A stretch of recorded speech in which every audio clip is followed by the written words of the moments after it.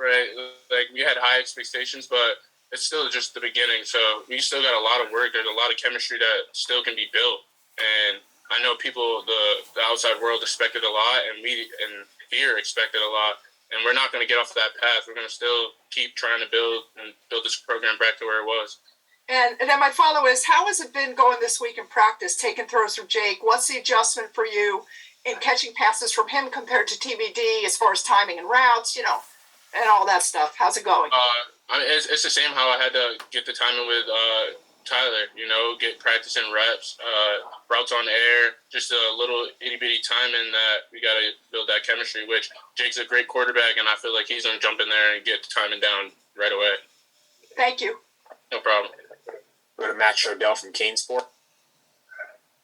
Yeah, hey, Colbie. I wanted to ask you sort of about your newfound celebrity. I guess, ACC Player of the Week. You're having 2 amazing games in a row. Have you sort of started having people recognize you? Any former players reaching out to you? Anything unusual in the last week or 2 for you? A couple people, but right now I'm just really focused on getting back in practice. Figuring out how we can carry this on to the next week and come back home with a win instead of having that feeling of a loss. It felt great being the ACC Player of the Week, but it would have felt 10 times better with a win. Go to Adam Lichtenstein from the Sun Sentinel. Hey, Colbie. Yeah, congrats on being named the conference receiver of the week. I know. You didn't have any turnovers on Saturday, but obviously a lot of guys did.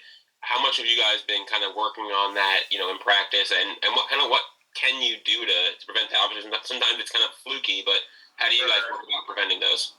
It's just keeping the confidence in the players. We can't turn our back on each other. We can't point fingers. We gotta.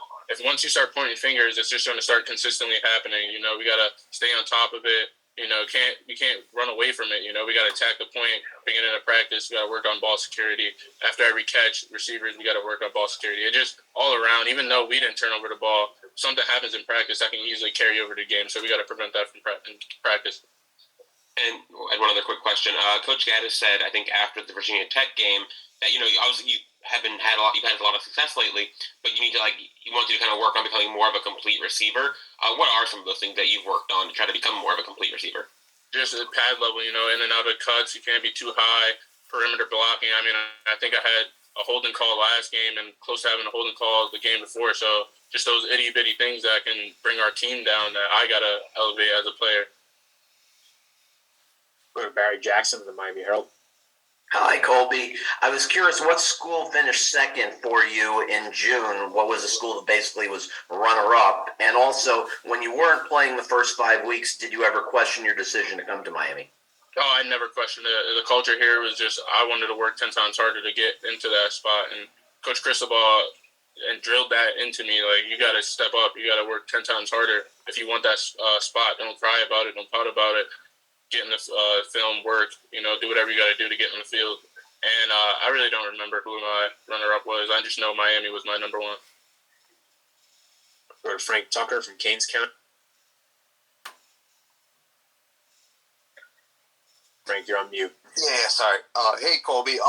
So obviously you've had a resurgent, few games. What's kind of gone into that? Has it been the mentorship of Coach Gaddis? Was this just something that was kind of waiting, or was it due to kind of injury, that slow start? All that ties into it. We got some great receivers in the receiver room, and unfortunately they went down, and that plays in a role of me having to speed up the process of me having to come on the field a little faster.